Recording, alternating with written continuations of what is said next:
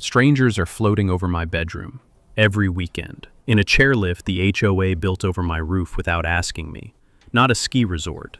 My private cabin. My family's land for 60 years. She pushed through a board vote, filed a permit, hired her brother-in-law's construction company, strung steel cable directly over my roofline. No individual notice, no compensation. Then she mailed me a bill, $1,900, charging me for the cable bolted above my own bedroom. Every weekend, 60 strangers rode past my windows in open chairs. Some had binoculars, pointing down at my yard like it was part of the tour. My grandfather built this cabin in 1962, with a handsaw and no running water. I re-chinked these logs myself every summer. She picked the wrong cabin, and she was about to find out exactly why. What would you do if an HOA claimed the sky above your home? Drop a pin. Where are you watching from? My name is Weston Dray. I'm 58 years old, retired civil engineer, third-generation mountain man, and before I tell you what I did, you need to understand what this place means to me. My grandfather, Harlan Dray Sr., bought 12 acres on a ridge in the Blue Ridge Mountains of western North Carolina in 1962. He paid cash, $420, money he'd saved working double shifts at a textile mill in Asheville. He built a one-room shelter that first summer, with a handsaw, a hammer, and a borrowed mule to haul timber up the ridge. No electricity, no running water, just a man who wanted a piece of ground that was permanently, irrevocably his. My father expanded it, added 2 rooms, a covered porch, a root cellar. I grew up spending summers here, barefoot on pine needles, drinking from a spring-fed gravity system my father engineered himself. The cabin smells like cedar and cold stone, even in July. The gravel driveway crunches like cornmeal under boot heels. Every board, every log, every copper pipe fitting has a name attached to it. Somebody in my family put it there. I spent 11 summers of my adult life maintaining this place, replacing the roof, re-chinking the log walls, running new copper pipe when the old galvanized started to go. This is not a vacation property to me. This is the most important piece of real estate on earth. Then in 2009, the valley below my ridge was purchased by a development company. They platted 42 vacation homes and imposed a homeowners association, the Ridgecrest Mountain Owners Collective, RMOC. My parcel predated their entire development by 47 years, but because my driveway ran through a shared access easement, I was technically absorbed into their jurisdiction. I paid my dues. I showed up to meetings. I mostly kept quiet. That changed when Marjorie Foss got elected board president in 2019. Marjorie was a retired corporate attorney from Charlotte, early 60s. Second home, full-time attitude. She showed up to every meeting in a fleece vest, sat at the head of the table, and ran RMOC with the focused energy of someone who had been waiting their entire adult life for exactly this much power. She had a gavel. She used it, frequently. In spring of 2022, Foss pushed through a measure designating the ridge above the development a scenic corridor, and buried inside that measure was an easement for a planned community chairlift to give residents panoramic mountain views. The vote passed 11-3. I voted no. My property sat directly under the proposed route. I was not individually notified. The board's legal position was that my driveway easement gave RMOC right-of-way over the corridor, including, apparently, the sky above it. By August, they drove anchor posts. One landed 40 feet from my cabin wall. Steel cable was tensioned over my roofline at 22 feet. By October, the chairlift was operational. Friday through Sunday, 9 to 5. Open chairs, 4 passengers each. The motor hummed at the upper terminal. The cable whirred, and strangers drifted over my property all weekend long. My neighbor Clyde Ott, a retired surveyor who'd watched the whole construction from his porch with narrowed eyes, pulled me aside the day it opened. He ground his jaw for a moment and said, "Weston, I don't think they can legally do that." I knew he was right. I just didn't know yet how right. The first weekend the chairlift ran, my wife Dot stood at the kitchen window and watched a family of tourists float past at eye level, slowly, leisurely. The mother pointed at Dot's herb garden. The father said something and they both laughed. Dot turned from the window, set down her coffee, looked at me with an expression I had never seen on her face before. "Fix this," she said. I nodded. "I will." I didn't start with speakers. I started with a letter. I'm an engineer. I believe in documentation, process, and giving people exactly one clean opportunity to do the right thing before you make their lives complicated. So, I drafted a formal written objection, 3 pages, single-spaced, certified mail, citing 3 specific concerns. First, trespass of airspace above my private parcel. Second, loss of quiet enjoyment of my property. Third, failure to provide individual written notice to directly affected landowners before filing the construction permit. It took me 2 weekends to write. It was precise, professional, and completely ignored. Marjorie Foss sent back a single paragraph on RMOC letterhead, signed in green ink. She cited a clause in the original CC and Rs, the covenants, conditions, and restrictions governing the development, that granted the board authority over shared infrastructure serving the collective scenic and recreational experience of the community. She noted the chairlift would increase property values across the development, which would benefit me. She used the phrase, "We appreciate your concerns," twice. She did not address the airspace question at all. I read it standing at my kitchen counter. Then I read it again. Then I set it down and looked out the window at the cable running over my roofline, catching afternoon light like a wire strung across a painting that didn't belong there. Fine. We'd do this the other way. I drove to the Haywood County Planning Department and asked to review the permit file for the RMOC chairlift installation. The permit had been issued based on RMOC's representation that all affected landowners had been individually notified.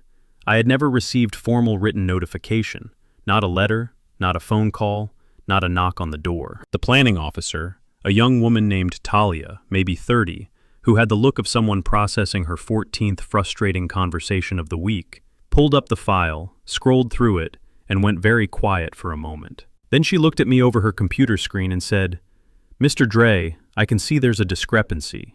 She filed an internal flag that afternoon. The county sent RMOC a letter requesting clarification. I drove home feeling, for the first time since October, like the ground was slightly more solid under my feet. That feeling lasted about 2 weeks. Then, RMOC filed a noise complaint against me. My generator, the same propane generator I'd run for 11 years to power the cabin off-grid, the one that sat behind a sound-baffled shed I'd built specifically to minimize its footprint, was suddenly in violation of amended RMOC quiet hour standards. No prior warning. No grace period. The amended standard had been passed at a board meeting held with 24 hours notice, the bare legal minimum under the bylaws. 3 people attended that meeting. One of them was Foss. She was also the one who called the vote. I'll give her credit for creativity. I genuinely will. I responded the way any engineer with 11 years of documentation habits would respond. I pulled out my phone, downloaded a decibel meter app, and spent the following 2 weekends recording every noise source on and around my property.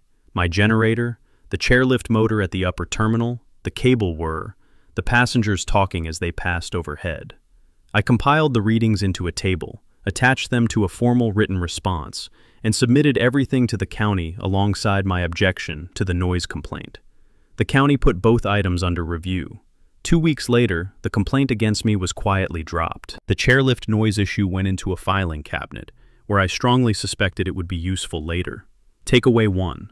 Document everything from day 1. Dates, times, decibel readings, certified mail receipts. Because in any HOA dispute, the person with the better paper trail almost always wins. Then came the bill. October, end of the chairlift's first season. My quarterly RMOC statement arrived with a new line item printed in the same bland font as the trash collection fee. Scenic chairlift infrastructure. Special assessment. $1,847. I was being charged for the construction of a system built over my home without my consent, using an easement that, in my increasingly firm legal opinion, didn't cover airspace at all. I set the statement on the kitchen table. Dot read it. Picked it up. Set it back down, picked up her coffee. Then she said, very quietly, "Weston, get a lawyer." I already had someone in mind. Harlan Pruitt has been practicing general law out of a 2-room office in Waynesville, North Carolina for 38 years. He handles wills, property disputes, small business contracts, the kind of work that holds mountain communities together without anyone noticing. He wears the same khaki jacket to every meeting. He chews peppermint gum constantly. He speaks slowly and says things like, "Let's look at the documents." He is, in my experience, the most dangerous kind of attorney, the one who is never in a hurry. Harlan pulled the original 1962 deed and plat for my grandfather's parcel. Then he pulled the 2003 easement agreement my father had signed, granting shared driveway access across the lower corner of our property. He read both documents twice, chewed his gum, then he looked up. "This easement is a surface easement," he said. "Ground level only. There is no language here conveying any rights to airspace, subsurface, or anything above grade. Here's the legal concept that changes everything, and it's older than the United States itself. Under common law, there's a Latin principle. Cuius est solum, eius est usque ad colum et ad inferos. Whoever owns the soil owns everything upward to the sky and downward to the depths. My grandfather's deed conveyed the full property column, surface, subsurface, and airspace. The 2003 easement my father signed carved out a thin horizontal slice at ground level for a shared driveway. That was all it conveyed, nothing above it. The chairlift cable, running 22 feet above my roofline, was passing through my privately owned airspace without any legal authority to be there. Takeaway 2. A surface easement does not automatically grant airspace rights. If a structure crosses your private airspace without a specific airspace easement, the property owner has a legitimate trespass claim. Then Harlan read the CC and R clause Foss had cited in her green ink letter, the scenic corridor language. He read it 3 times, slowly, the way he reads everything. Then he set it down and said, "Marjorie wrote this clause herself, didn't she?" It wasn't a question. The clause was vague to the point of being meaningless. It authorized shared infrastructure serving the collective scenic and recreational experience, but never defined what infrastructure could traverse individual private parcels. It was a rubber stamp dressed up as a legal basis. Harlan shook his head slightly, which for him was the equivalent of anyone else laughing out loud. He sent RMOC a formal demand letter, certified mail, return receipt. It laid out the airspace trespass, the improper special assessment, the defective notification process, and made 3 specific demands: immediate suspension of chairlift operations pending legal review, removal of the special assessment from my billing, and formal negotiation of a voluntary airspace easement with fair compensation if RMOC wished to continue operating the system. RMOC's response arrived 3 weeks later, 20 pages. A Charlotte firm called Baines and Whitlow, dense legal language arguing that the CC and Rs, properly interpreted, granted the board authority to install community infrastructure, and that my integration into the RMOC service area constituted implied consent to community development. The letter was designed to be exhausting. It probably cost the HOA $4,000 in legal fees to produce. The rest of the homeowners paid for it through their dues, which I suspect most of them didn't know. That fall, my neighbor Burl Casto knocked on my door on a Saturday morning. Burl was a retired firefighter, wide shoulders, flannel shirt, the kind of man who fixes things rather than talks about them. He'd heard about the attorney letters through the Valley grapevine. He stood on my porch and said, "They spent $4,000 of our money to defend a chairlift that runs 3 days a week?" I said, "That's about the size of it." He scratched the back of his neck. "That doesn't seem right." I offered him coffee. He accepted. We sat on the porch and watched a chairlift car drift overhead. A couple inside, both looking at their phones, completely unaware they were floating over a property dispute. The cable made a low, musical hum in the cold air. Burl watched the car clear the tree line and disappear toward the upper terminal. "What do you need?" he said. I thought about it for a moment. "Not yet," I said, "but soon." On Harlan's advice, I sent RMOC a formal written notice that I was withholding the $1,847 chairlift assessment, not ignoring it, not refusing it, formally disputing it in writing within the 60-day window provided under North Carolina HOA law, a window that strips the HOA of its ability to immediately pursue collection or file a lien while the dispute is active. Takeaway 3. Under North Carolina General Statute Section 47F-3-116, A homeowner who formally disputes an HOA assessment in writing within 60 days removes the immediate threat of lien and collection. Filing on day 59, as Harlan did, is not procrastination, it's strategy. RMOC responded with a lien threat anyway. A letter arrived saying failure to pay would result in a lien against my property within 90 days. It was legally premature. The dispute was properly filed, and they knew it. Dot called Harlan the morning the letter arrived. He listened, then said, in his unhurried way, "They can't do that yet. We filed the dispute. They know that." He paused. "They're trying to scare you." Another pause. "It won't work." He sounded almost pleased. That was unusual for Harlan, and I took it as a good sign. Meanwhile, the county planning flag that Talia had filed back in October had worked its way up the chain to the county engineer's office.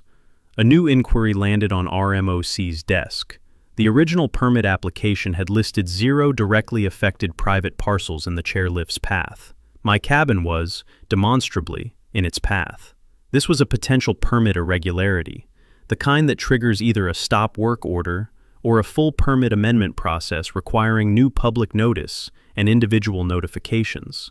The chairlift kept running, but the ground under it was getting softer. I decided it was time to let the other homeowners know what was happening. I drafted a factual, measured email. No editorializing, no name-calling, just a clear timeline. The vote, the construction, the airspace issue, the improper assessment, the county permit discrepancy, and copies of the key documents attached as PDFs. I sent it to every RMOC member whose email address I had, 37 households. I sent it on a Sunday evening. By Monday morning, I had 19 replies, 14 supportive, 3 neutral, 2 hostile, both from people I'd never met who'd bought their lots in the last 18 months and had no idea any of this was happening. More importantly, Burl went to work. He printed the email, put it in a plastic sleeve, it was raining, and walked door to door on the west slope. He got 6 more signatures on a support letter within 2 days.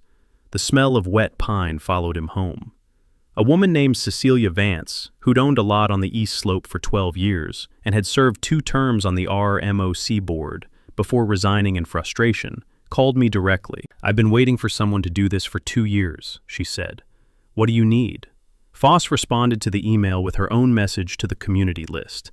She described my communication as legally misleading and divisive. She cited an internal HOA estimate, claiming the chairlift had increased assessed property values by an average of 8%. She referred to me as part of a small number of dissatisfied residents, a phrase that landed poorly with people who knew that my family had been on this ridge since before the development company had even filed its plat. She did not mention the airspace issue. She did not mention the permit discrepancy. She did not mention that the county had an active inquiry on her desk. That was the moment I understood something important about Marjorie Foss. She wasn't just aggressive, she was a selective communicator. She only ever shared the facts that helped her and buried the ones that didn't, which meant that as long as the other homeowners were getting their information exclusively from her, she had complete control of the narrative. So I walked out to my grandfather's workshop at the back of the property that weekend. The place smelled of old motor oil, sawdust, and the cold metallic tang of tools that had been hanging on the same hooks for 40 years. Burl had helped me haul in 4 components the previous weekend. Nothing was assembled yet, but I stood there for a long time, looking at the parts, thinking about what a civil engineer knows about sound, about resonance, about the acoustic signature of structural failure. Then I called Harlan.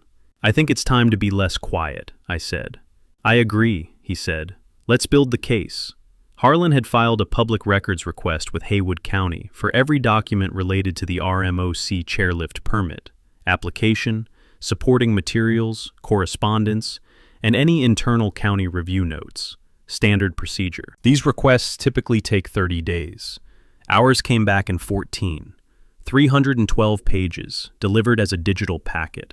Most of it was boilerplate, standard engineering diagrams, contractor insurance certificates, municipal processing forms. I read through it on a Tuesday night at the kitchen table with a cup of coffee that went cold somewhere around page 150. On page 218, I stopped. It was a letter from the RMOC board to the Haywood County Planning Department, dated March 2022, signed by Marjorie Foss in her capacity as board president. The letter certified, in plain, unambiguous language, that all private property owners whose parcels intersect the proposed chairlift corridor have been individually notified and have provided written acknowledgement. I had never signed anything. I had never received written notice. I had never provided written acknowledgement of any kind. Marjorie Foss had told the county, in writing, under the standards of a government permit application, that I had been notified and had acknowledged the project, and neither of those things was true. I sat with that for a moment.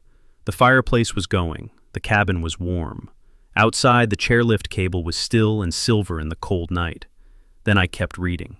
On page 241, there were the minutes from the RMOC board session, at which the chairlift construction contract had been awarded. The contract went to a company called Ridgecrest Summit Builds LLC. I wrote the name down. The following morning, Cecilia Vance ran a corporate records search on her laptop. It took her 8 minutes. Ridgecrest Summit Builds LLC was registered to a holding company whose principal officer was a man named Denton Foss, Marjorie Foss's brother-in-law. The contract had been awarded to a family member's company, at a board meeting where Marjorie Foss had voted yes, without any disclosed conflict of interest. I called Harlan. It was 10 at night. He answered on the second ring, which told me he'd been waiting for this call. I read him both findings. He was quiet for a moment, the particular quiet of a man doing rapid legal arithmetic in his head. Then he said very evenly, "Weston, they gave us the whole thing. Here is why that matters practically, not just morally. Under North Carolina HOA law, board members owe a fiduciary duty to the homeowners they serve. Voting to award a contract to a family member's company without disclosing that relationship isn't just ethically wrong. It's a potential breach of fiduciary duty that can void the contract, expose the board member to personal liability, and form the basis of a formal complaint to the North Carolina Real Estate Commission." Takeaway 4. HOA board members in North Carolina carry fiduciary responsibilities. Awarding contracts to undisclosed family members can invalidate those contracts and trigger personal liability, not just a slap on the wrist. And the false certification to the county was a separate problem entirely. Filing materially false representations in support of a government permit application is not a technicality. It's the kind of finding that makes government agencies very interested, very quickly. I sat on my porch that night and looked at the cable for a long time. The mountain was quiet. I didn't feel triumphant. I felt like a man who had just found load-bearing rot in a wall someone had told him was solid. What I did next would determine everything. Harlan gave me the option of a private settlement, take a negotiated payment, accept a formal airspace easement, make the special assessment disappear, sign something and move on. I thought about it for exactly 1 weekend. Then I called him back. "No," I said, "I want this done in the open. I want every homeowner in this development to know what their dues paid for." Harlan was quiet for a moment. Then, "All right, let's build the trap." We had 4 components to assemble. The first was the legal filing. Harlan prepared formal complaints to the North Carolina Real Estate Commission and the State HOA Dispute Resolution Office. The complaints cited Foss's false certification to the county, the undisclosed conflict of interest in the construction contract, and the improper special assessment. These weren't lawsuits. They were regulatory filings, which meant they created an official state record, one that couldn't be quietly walked back after a board election or a private settlement, one that would exist regardless of what happened next. Filing with state regulatory bodies rather than just local courts puts HOA misconduct into a record that survives membership changes and outlasts any individual dispute. The second component was the homeowner coalition. Cecilia Vance agreed to co-author a petition requesting a special membership meeting, the formal mechanism under RMOC's own bylaws for homeowners to challenge board actions. The CC and Rs required signatures from 15% of lot owners to force the meeting. We needed 7 households. We had 22 signed within a week. Burl went door to door on the west slope in the rain with a printed petition in a plastic sleeve and came back with 6 more. On a Tuesday evening, Cecilia submitted the petition to the RMOC board by certified mail. We had our meeting. The third component was the media. Cecilia had spent 12 years as a reporter for a regional paper before retiring to the mountains. She reached out to a journalist named Darius Patel at the Asheville Citizen-Times, who covered local government and land use with the particular patience of someone who understood that the most important stories usually lived in permit files and meeting minutes. She gave him the public records documents. She gave him the conflict of interest finding. She told him to mark his calendar for the special membership meeting. Patel said he'd be there. The fourth component was mine alone. I'm a civil engineer. I spent 30 years designing load-bearing structures, mechanical systems, acoustic environments. I had spent the past month studying the chairlift, its motor hum frequency at the upper terminal, the resonance profile of steel cable under load tension, the specific creak signature of the anchor bracket hardware. I knew exactly what this system sounded like under normal operation.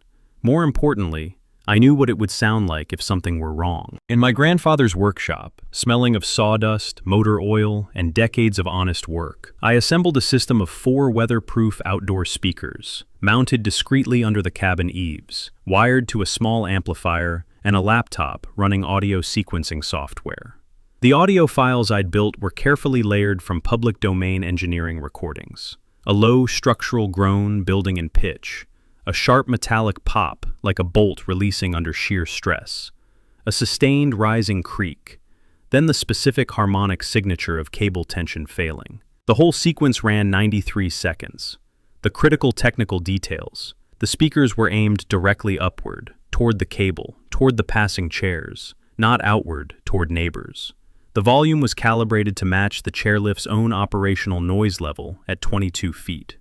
The trigger was wireless from my phone, and every component was installed on my private property, aimed at a structure passing through my private airspace.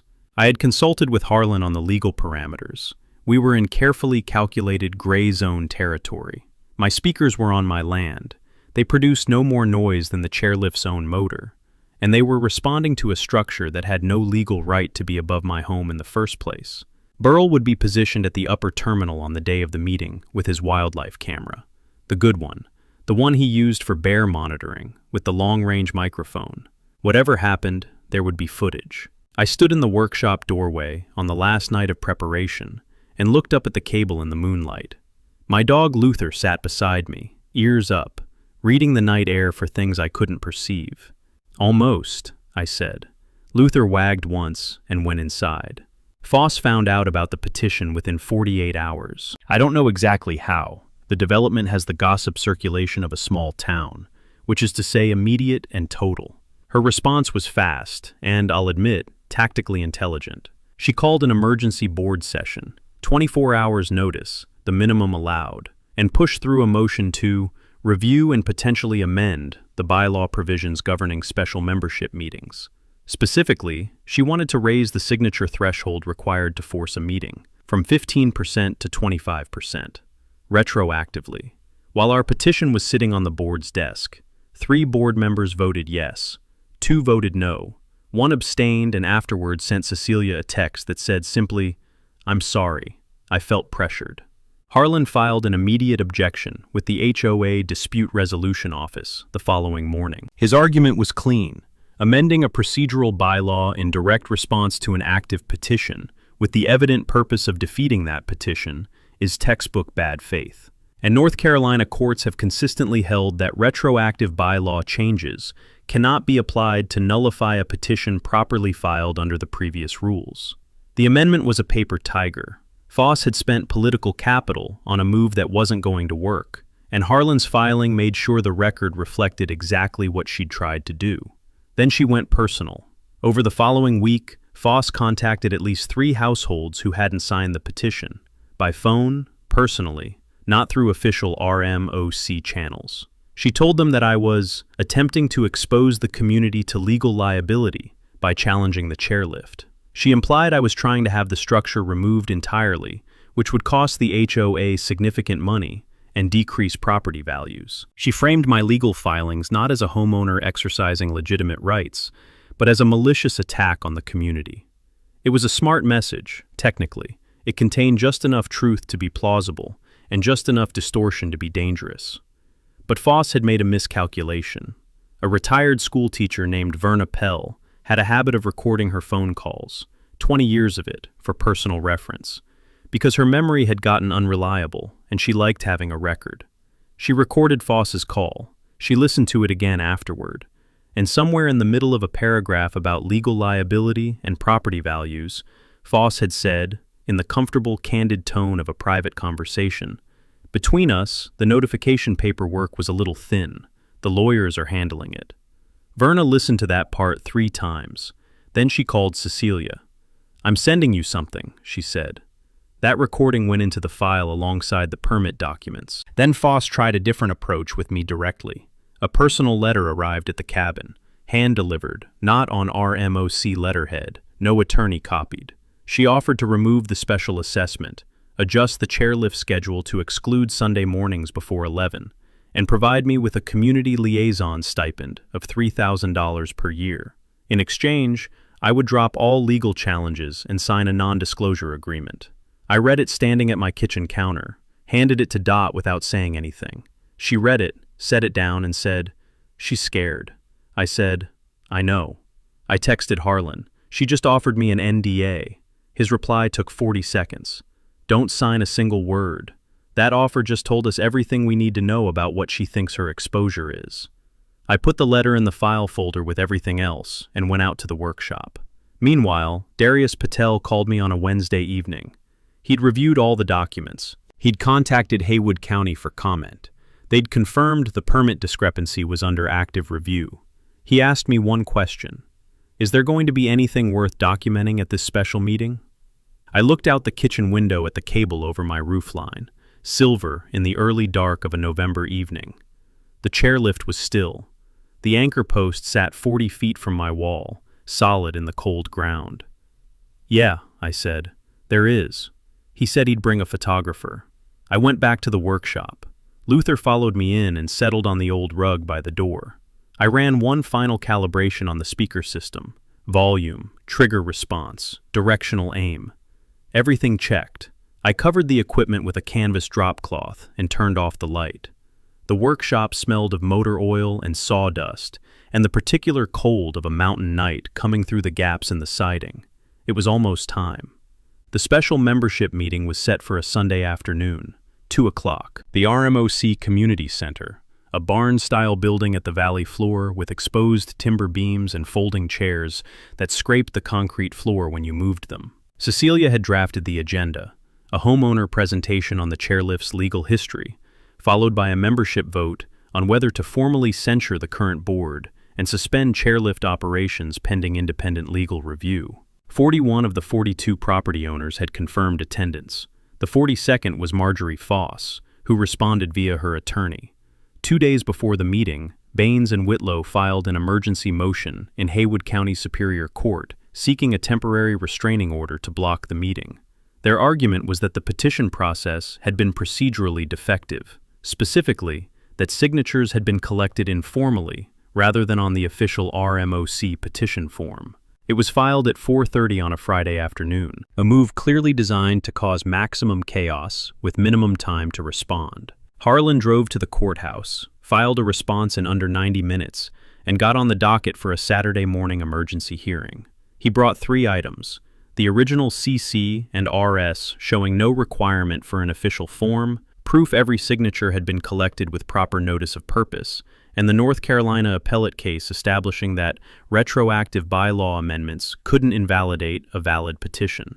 The hearing lasted 11 minutes. Judge Elmore, matter of fact, reading glasses low on her nose, denied the TRO without extended comment. She looked at the Baines and Whitlow associate over her glasses and said, "Counsel, this meeting will proceed as scheduled." The associate said nothing. Harlan drove home and ate lunch. That Saturday afternoon, I ran a final test on the speaker system. Low volume, just enough to confirm the trigger chain was live. I stood on the porch, opened my phone, tapped the sequence. The groan began, low and directional, rising from under the eaves toward the cable above. Then the metallic pop, then the creak. Luther came sprinting around the corner of the cabin, ears up, scanning the cable with intense professional concern. He stood there for 3 full seconds, reading the structure above him, then relaxed when he found nothing actually wrong. Tail moving, looking at me. "Good boy," I said. Tomorrow. He went back to whatever he'd been doing. Dogs are remarkably good at compartmentalizing. Burl had his wildlife camera positioned at the upper chairlift terminal by 7 the next morning. Tripod, long-range microphone, full battery, clear line of sight south-southwest down the cable to my cabin, 800 meters below. He had a thermos of black coffee and a folding chair. He'd tested the microphone range the previous afternoon by having his wife call his name from 50 feet away. The camera had picked her up clearly. Burl was nothing if not thorough. Darius Patel arrived at the community center by 9. He had his notebook, his audio recorder, and a photographer named Sela who moved quietly and positioned herself without being asked. Patel had covered local government for 11 years. He had the specific, patient alertness of someone who has learned that the most important moments in a story usually happen in the 10 minutes before or after everyone is paying attention. The chairlift ran its regular Sunday morning service, 9 to 12, the last session before the 2 o'clock meeting. Foss had authorized it. Whether that was defiance, indifference, or a miscalculation of spectacular proportions, I genuinely cannot say. But the motor hummed to life at the lower terminal at 9 sharp, and the first chair lifted from the platform and began its slow arc toward my ridge. I was on my porch, phone in hand, Luther at my feet. The morning was cold and clear, the kind of Blue Ridge November morning where the air has a particular clean edge to it, and every sound carries farther than it should. I confirmed Burl's position through my binoculars. Camera up, lens trained down ridge. I looked toward the community center road and found Patel's car in the lot, 800 meters below. I set the binoculars down. Dot came out with 2 coffees. She handed me one and stood beside me. We watched the first chair ascending the cable, small in the distance, growing closer. She didn't say anything, neither did I. The coffee was hot. The cable hummed in the cold air. And somewhere in the county courthouse system, there was a document that said Marjorie Foss had certified I'd consented to all of this. I picked up my phone. The first chair cleared my roofline at 9:17. 4 passengers, 2 adults, 2 teenagers. The teenagers were taking photos of the mountain view to the north. One of the adults was pointing at something in the middle distance. Nobody was looking down. Then the sound began rising from below them, from under my eaves, aimed directly upward at the cable and the chair passing above. A low structural groan. Not loud, about the volume of a diesel engine idling a block away, but directional and immediate, and carrying the specific acoustic signature I had spent 3 weeks calibrating to match this exact structure. Then a sharp metallic pop, the sound of a bolt releasing under sheer stress. Then the creak, rising in pitch, sustained. The particular harmonic that every human nervous system has been calibrated by millions of years of evolution to recognize as something large and load-bearing that is failing. The sequence built over 15 seconds. One of the teenagers grabbed the chair frame with both hands. The adult man stood up involuntarily, the pure reflex of a person whose body decided to act before his brain had finished processing, and then sat down hard.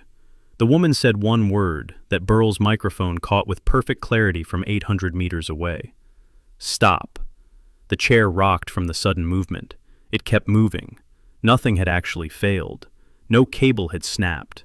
No bracket had sheared. But for approximately 20 seconds, 4 people in an open chair 22 feet above my roofline had experienced the specific, vivid, full-body terror of a structural emergency over a mountain valley. The second chair was already ascending. The passengers in the first chair, clearing the cabin and catching their breath, were gesturing back urgently, pointing downward.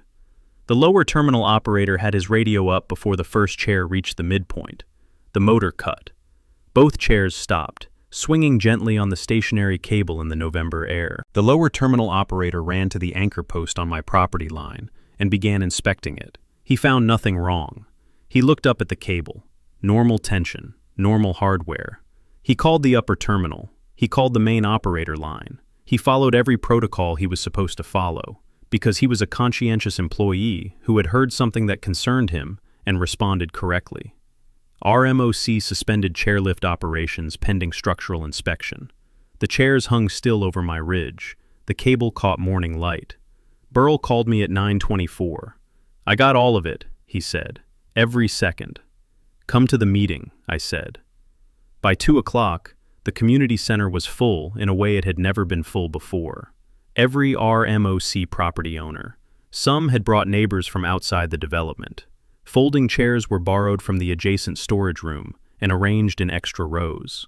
The ceiling beams absorbed the low murmur of 40 conversations happening at once. Foss sat at the headboard table with her, Baines and Whitlow attorney beside her. She had arranged the table to face the room. She looked composed. She had spent 30 years in corporate law and knew how to hold a room. Cecilia opened with the presentation, methodical, documented, the airspace trespass argument, the improper special assessment, the county permit discrepancy. Each item sourced to a specific document, projected from a laptop onto the pull-down screen at the front of the room. The room was quiet, in the way rooms go quiet when people are hearing things they sense they should have known sooner. Then Cecilia played the recording, Verna Pell's kitchen phone recording, in clear domestic audio. Marjorie Foss's voice, comfortable and candid. Between us, the notification paperwork was a little thin. The lawyers are handling it. The room stayed very quiet. The Baines and Whitlow associates stood and began objecting. Inadmissible, improper, taken out of context. A retired judge named Emmett Doyle, sitting in the third row in a canvas jacket, turned and said, calmly and with complete finality, "This is not a court. Sit down." He sat down. Then I stood up. I held one document, page 218 of the county permit file. I held it up so the room could see it. "This is a letter Marjorie Foss signed and submitted to Haywood County," I said. "It certifies that I was individually notified of the Chairlift project and provided written acknowledgement. I never received notice. I never signed anything. I never acknowledged this project." I set the document on the table in front of me. "I am not trying to destroy this community. I am trying to protect the integrity of property rights, mine and yours. Because if the board can do this to my parcel, they can do it to any parcel in this development." The room voted 34-7 to suspend the chairlift and formally request the board president's resignation. Patel was writing. His photographer was shooting, and Marjorie Foss, for the first time in the 3 years I had known her, had nothing to say. Marjorie Foss submitted her resignation from the RMOC board 5 days after the meeting. The letter cited personal reasons. It was 3 sentences long and signed without the green ink. Things moved quickly after that. RMOC's new interim board, with Cecilia Vance serving as interim president, reached out to Harlan within the week. The settlement offer was straightforward and comprehensive. The chairlift special assessment would be reversed for every homeowner who had contested it. The county permit would be formally amended with correct notification documentation. And RMOC would enter good faith negotiation with me for a voluntary airspace easement at fair market value, or, if no agreement was reached, would undertake an engineering review of an alternate chairlift route that didn't cross private parcels. We negotiated for 2 months. In the end, RMOC paid me $28,500 for a permanent airspace easement above my property, and the chairlift schedule was amended to exclude Sunday mornings before noon. My family gets quiet weekend mornings again. Dot made pancakes the first Sunday after the agreement signed. We ate them on the porch. The cable was still. Luther slept in a patch of sun by the door. The county's permit review concluded that the original permit had been issued based on materially incomplete representations. RMOC was required to submit a full amended permit application, a process that took 4 months and kept the chairlift offline through the entire winter season. The construction contract with Denton Foss's company was reviewed by the interim board and referred to the North Carolina Real Estate Commission for investigation into Marjorie Foss's conduct as a board fiduciary. The contract had been awarded at a price approximately 18% above the second lowest bid. The state review found sufficient grounds for a formal disciplinary proceeding. Under North Carolina law, HOA board members carry genuine fiduciary duties to the homeowners they serve. Breaching those duties through self-dealing isn't just an ethical failure, it has consequences. The Asheville Citizen-Times ran Patel's story on a Thursday. The headline was measured. Haywood County HOA dispute raises questions about mountain property rights. The article was read by 22,000 people in the first 48 hours. It was shared in a dozen Facebook groups dedicated to HOA disputes. 2 property rights attorneys in Raleigh contacted Harlan after reading it, citing the airspace easement issue as a gap in how mountain community HOAs were writing their CC and Rs. Harlan told them he was available for consultation. He said it without any particular expression, chewing his peppermint gum. But I noticed he bought a new khaki jacket that spring. On the day after my settlement signed, I went out to the workshop and uninstalled the 4 speakers myself. Put them on the shelf next to the old tools on my grandfather's hooks, under a canvas drop cloth. The workshop smelled of sawdust and motor oil and cold mountain air coming through the siding. Luther sat in the doorway and watched. I stood there for a moment, looking at the covered speakers. "Good run," I said. The best outcome from all of this, the one that made the whole thing feel like it had weight beyond my property line, came out of the spring membership meeting, the first one under Cecilia's interim leadership. The new board established the Ridgecrest Mountain Heritage Scholarship, $2,500 per year, funded in part from the recovered overpayment on Denton Foss's construction contract, awarded annually to a Haywood County High School student pursuing a degree in land management, environmental law, or civil engineering. Burl donated the first year's contribution personally. He wrote the check at my kitchen table, using a pen he borrowed and didn't return. That following spring, Dot and I sat on the porch on the first Sunday morning the chairlift ran under its new schedule. Late start, quiet morning. The chairs moved overhead in the clear air, passengers enjoying the mountain view. This time, there was a document on file at Haywood County, recording that I had been properly notified and fairly compensated. The cable still caught the light the same way, but it felt different, because it was different. My grandfather built this place to last. Turns out, so did the rest of us. $28,500. That's what they paid Weston for the airspace above his own bedroom. The airspace they took without asking. But the money isn't the point.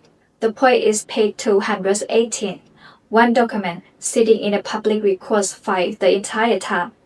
A file anyone could have requested. Forced her name to something that wasn't true, and that signature is what unraveled everything. Weston didn't outlaw them. He outprepared them. He documented from day one, learned the one law that applied to his situation, and wait until he has a full picture before he moved. That's the whole playbook. Here's my question for you, and I mean this genuinely. Have you ever been in a situation where someone with a little bit of authority pushes you around, and you didn't know you had more power than they wanted you to think? Drop it in the comments. I read everyone. If this story was worth your time, share it with someone who needs to hear it. And subscribe to HOA Stories. More cases, more outcomes every week. Weston's grandfather built that cabin to last. Turns out, so did he.